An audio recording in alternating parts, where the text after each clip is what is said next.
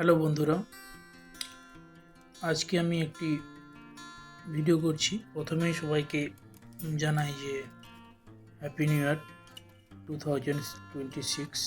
আজকে actually happy new year ছাড়াও আর একটি দিবস, সেটা হচ্ছে কল্পতরু উৎসবের দিবস।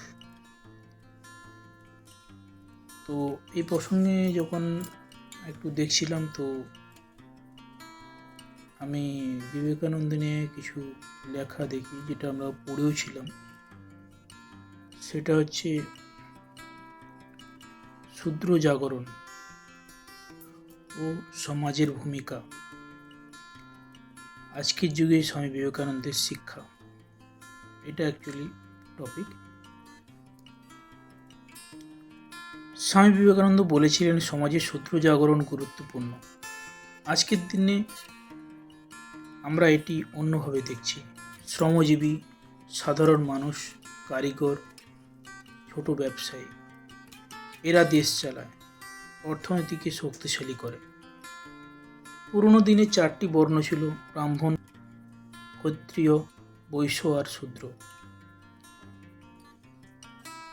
এখনকার দিনে বললে শিক্ষা, প্রযুক্তি, অর্থনীতি আর শিল্পের ক্ষেত্রে সবাই সুযোগ পাচ্ছে, কিন্তু ক্ষমতা বা প্রভাব এখনও অনেক ক্ষেত্রে বড়দের হাতে। স্বামীজির কথা মনে রাখলে শূদ্ররাও তাদের অধিকার পাবে ধীরে ধীরে, এবং ধীরে ধীরে তারা উঠে আসবে। আজকের দিনে শ্রমিক, কৃষক, ছোট ব্যবসায়ী, কর্মজীবী, এরা নীরবে দেশের অর্থনীতি চালাচ্ছে। তাদের কষ্ট ও পরিশ্রমের ফলে সমাজ চলমান।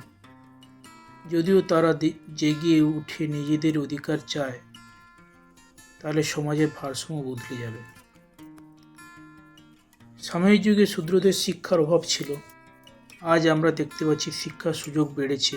ইন্টারনেট, স্কুল, ট্রেনিং, সবাই এখন জ্ঞান অর্জন করতে পারছে। এই জ্ঞানই তাদের জাগরণের সবচেয়ে বড় শক্তি। এখন যে কেউ উদ্যোগ নিতে পারে, ছোট ব্যবসা শুরু করতে পারে, কৃষি বা শিল্পে নিজের অবদান রাখতে পারে।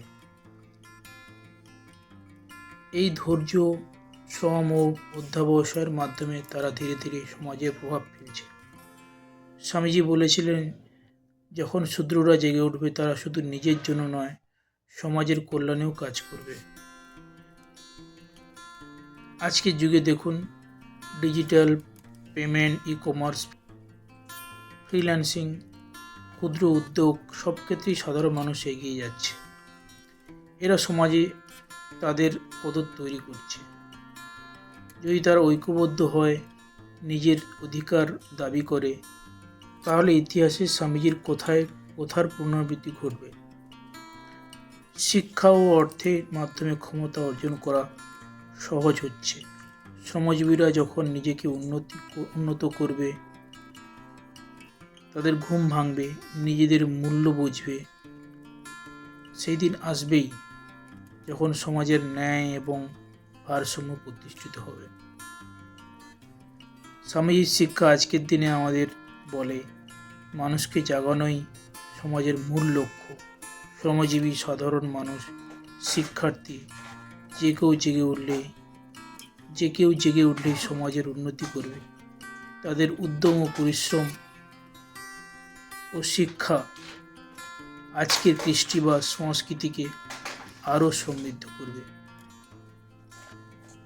তো এখানেই আমি ভিডিওটি শেষ করছি। ভিডিওটি কেমন লাগলো জানাবেন, এবং আপনার কি মত, এটা কি উচিত, এই সমাজের ভারসাম্য অবশ্যই এটা উচিত, তো সেটি কমেন্টে জানাবেন।